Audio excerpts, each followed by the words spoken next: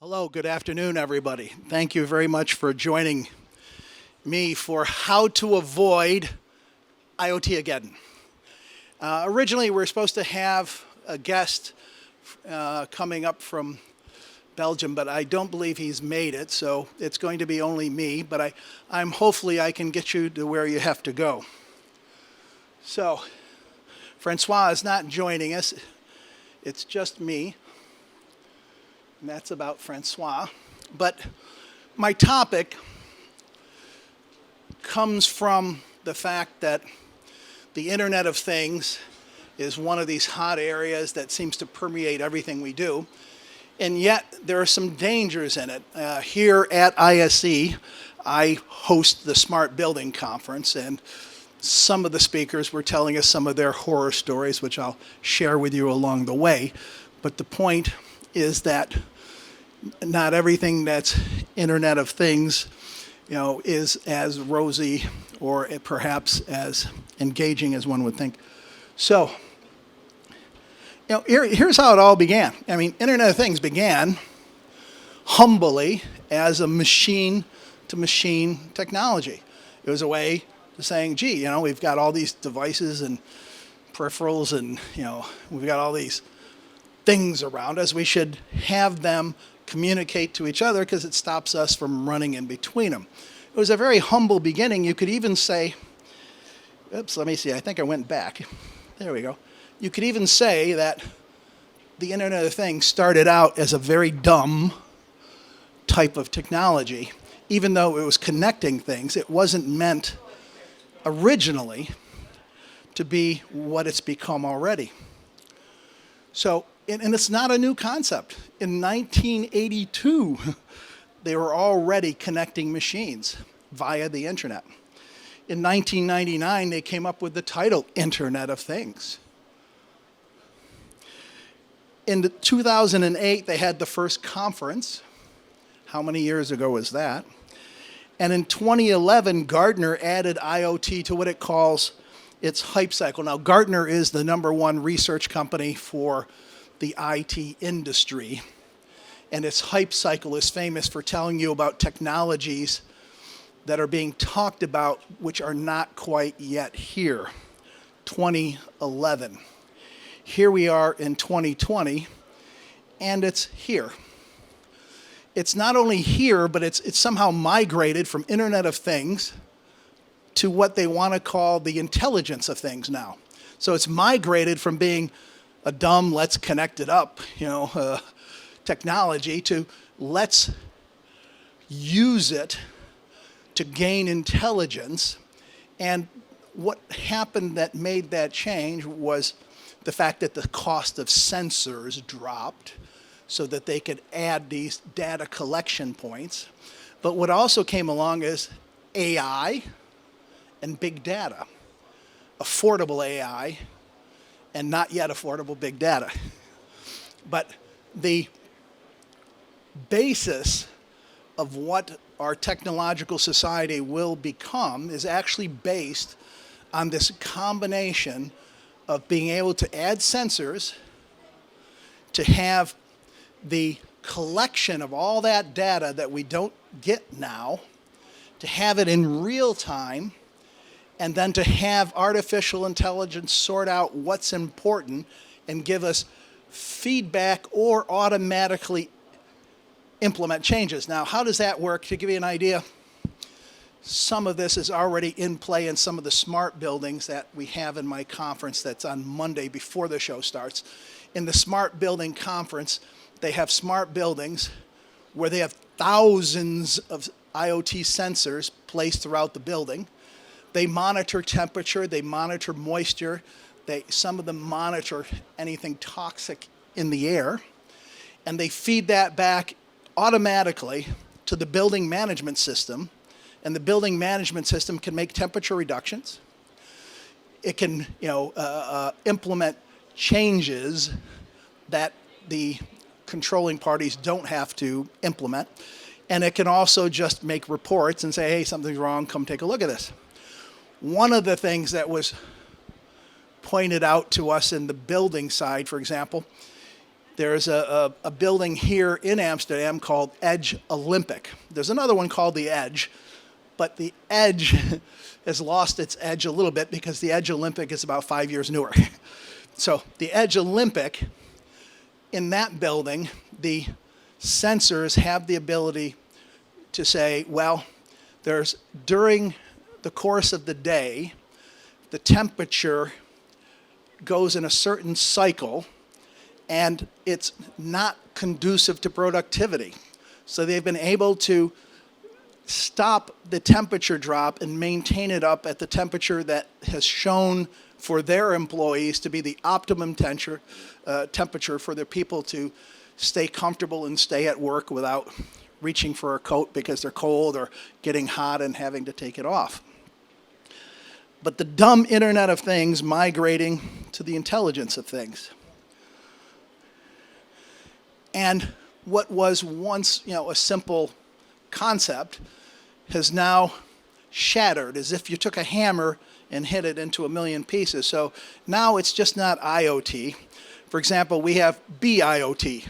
Now, depending upon which industry you're in, that's building Internet of Things, a very specialized form of IoT, but it's also blockchain Internet of Things if you're in the financial industry. And you have CIoT, which would be the consumer Internet of Things. You have IIoT, which is the industrial IoT, which is a very fast-moving area, by the way, and even payment IoT, and so forth and so on. So that what's happened with Internet of Things, to understand it, is that it's a technology that grows horizontal across almost every industry, and it's acting as a bridge between operations and between the information technology department. So this is why, for example, in the Smart Building Conference, we don't break out IoT anymore into a separate subject because it touches all the different aspects. It's almost, embedded in every part of it. So to give you an idea of how much of an explosion and how significant this is, if you were asked to name IoT companies, I bet most of you, I'm looking at you, I bet most of you couldn't name more than 10 if you tried. You probably couldn't. But there are more than 1,000 IoT platform companies. This is not devices. These people are just making a platform, say, we've got a better way to over IP hook up devices. We've invented this. Out of that 1,000 platforms, people who are specialized, the analysts, far better people than I am, have determined that 400 of those are actually pretty cool and get the job done. So the problem from an industry point of view is, you're confronted with 400 choices of Internet of Things. And some of these platforms, they're smart enough to realize you just can't support a platform that's for everything. You have to start picking choices. You have to decide, I'm for this industry, I'm for this part of this industry, and you have to start specializing, understanding the problems and catering to it. So this is how we end up with smart building Internet of Things, for example. But 1,000 companies making platforms. It's mind-boggling. It's almost like an Internet of Things of Internet of Things. So, this market, in general, when people talk about the Internet of Things, they go, whoa, it's billions and billions of dollars. Well, of course it is. It's cutting across all this stuff. Nobody's going to see that billions and billions of dollars because nobody is big or strong enough at this point to take it all. So you're going to see people making little pockets of business in it. And you'll see here on my little chart some of the industries that are most likely to be engaged. The retail, healthcare, transport, manufacturing is very keen. They want in the factory those machines to talk to each other. The IT and telecom, the telephone companies love this. Anything to get their little devices communicating to each other. So the topic that I chose was how to avoid IoTageddon, and this being a play off Armageddon, end of the world, the blow up. And I picked that because of certain feedback from the market. I want to take you through what the problem, why there's this mindset of IoTageddon. And the first problem is there's 41 billion missing devices, and we're going to check all your pockets on the way out of here.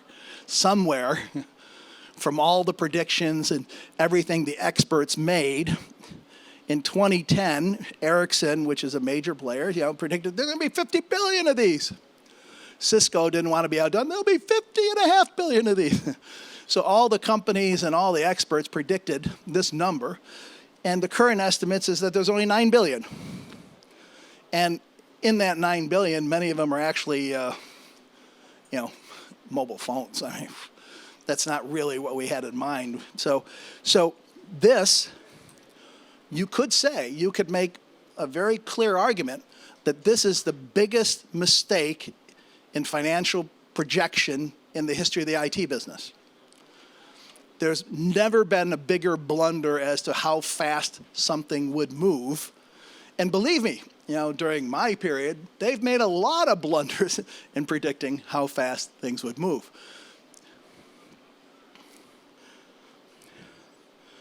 And here's why those devices are missing. Cisco, who had originally predicted the 50 billion, came back and said, something's going wrong here. More than 3 out of 4 trials where companies said, okay, we're going to try to put it in, make this work with IoT, they failed. 3 out of 4. I don't know, if they were playing any sport, they'd be fired from that position, wouldn't they? 3 out of 4 failed. So this, when we start to talk about IoTageddon, this is part of the IoTageddon part. So some of the stories that came up in smart building, I'll try to edit them down to their core, but one of the very significant consultants in the industry had a very large client that said, we want to do something fancy, we don't want to do IoT, we want you to put in all this IoT. So they put in all the IoT. And in the weeks that followed, the employees ripped it out. They thought they were being spied upon. Nobody explained to them what it was doing. And the employees thought it was, looking up their skirts, taking pictures and figuring out who's doing what when. And the employees said, we're not going to have this. And they just unplugged everything. So the company that had invested in this didn't get what it wanted out of it. It failed as a trial because they didn't know enough to educate the employees. But let's take another one. There was the same company had another customer, and this customer knew what it wanted and wanted a particular IoT. It tested the device. It said to the consultant, okay, we're going to hook up 3,000 of these. We're going to do this, this, and this. Get it done.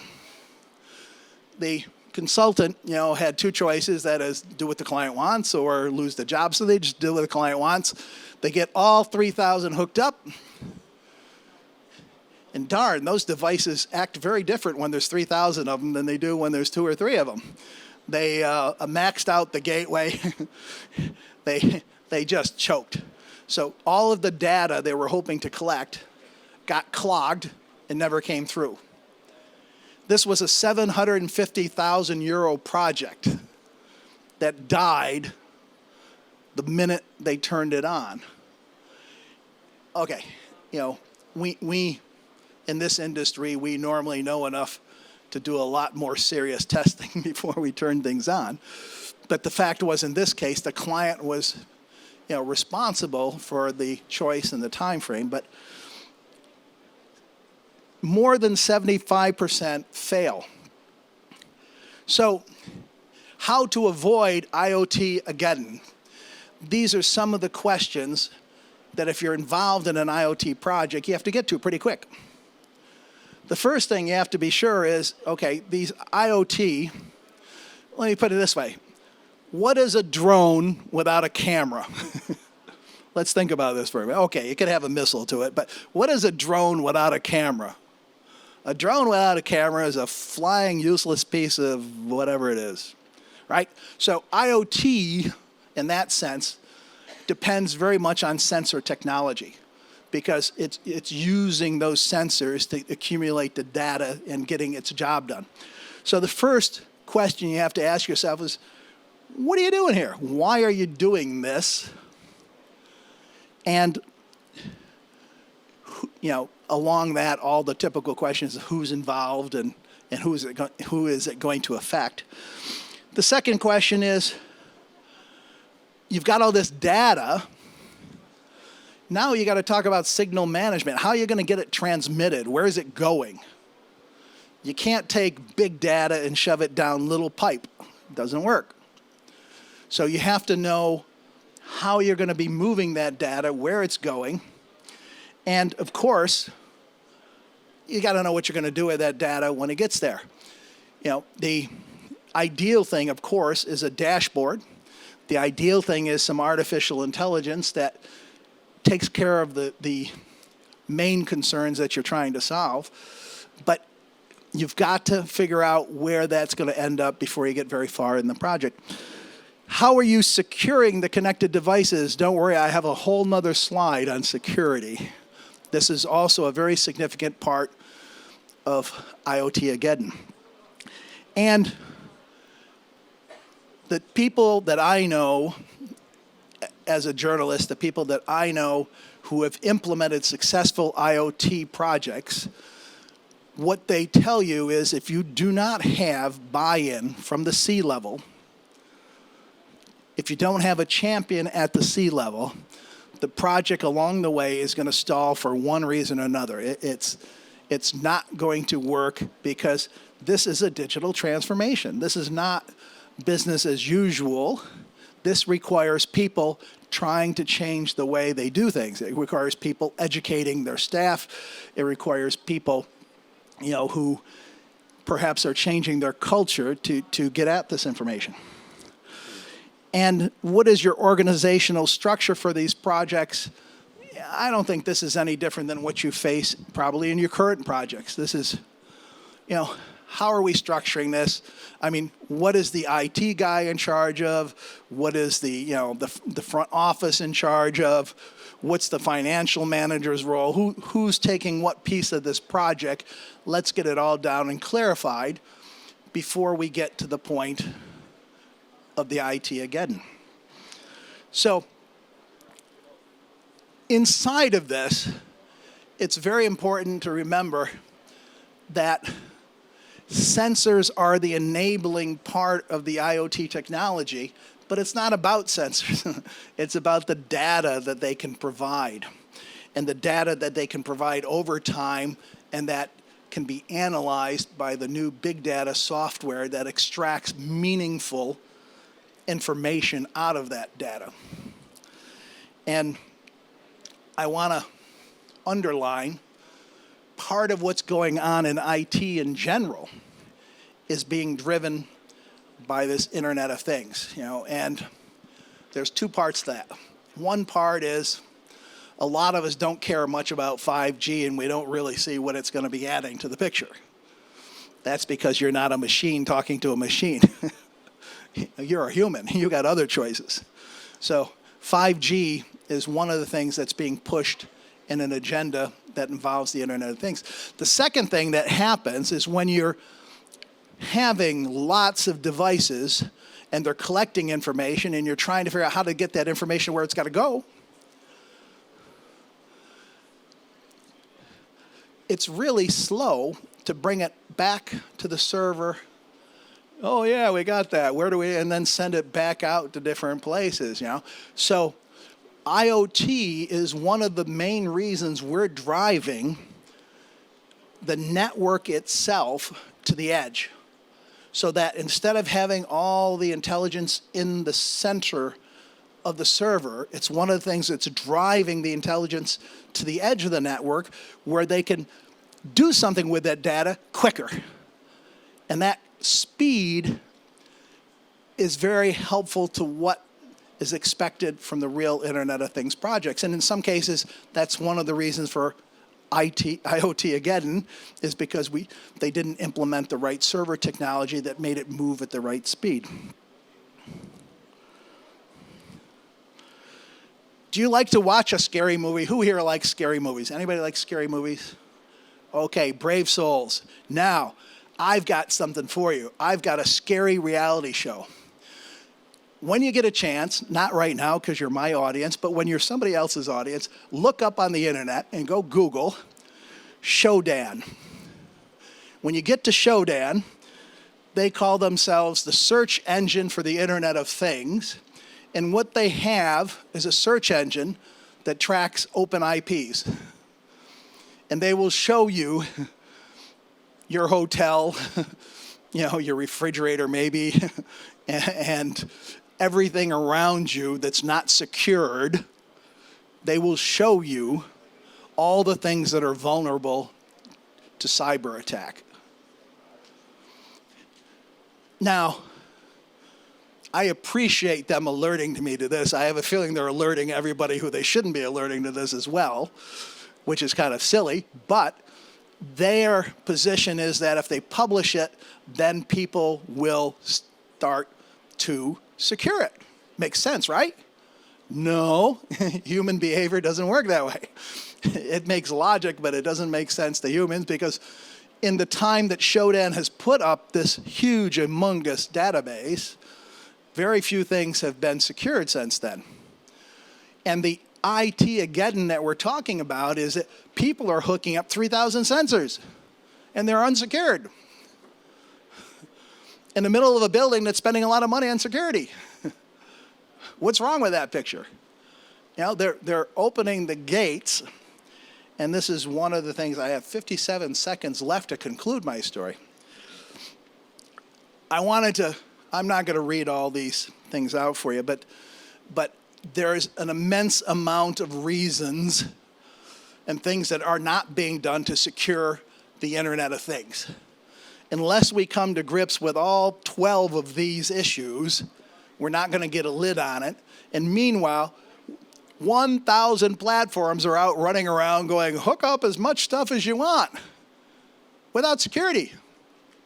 That's IoTageddon, folks. That's big time problems ahead. 14 seconds, and I'm going to make my predictions here. Expect more and more IoT, despite the fact there's no security solution for it. It's coming. You couldn't stop it if you took a shotgun. Expect security breaches because they aren't protecting it. Expect them public, expect them loud, expect them very messy. That's the only way that's going to drive people to solve this, because people don't solve it till it really is the end of the world. Expect industry consolidation, because we can't support 1,000 platforms. If you're hooking up with a platform and you're investing your company and your time, be very sure where they stand in the ecosystem, because most of them will end up merged and disappeared. Expect the gap to grow between have and have-nots. And what I mean by that is if you're talking about serious IoT projects, big companies are going to get there first. This is not like an iPhone where everybody's going to get it and the companies come later. This is going to be back to the old school where the big companies have it bigger and better, and they're using it to their advantage against everybody else before we get a chance at it. And expect, of course, IoT as a service, because today everything is a service, including your speaker as a service. Thank you very much for listening to me. I think I'm out of time, but if you have questions, I'm very happy to be around. Thank you.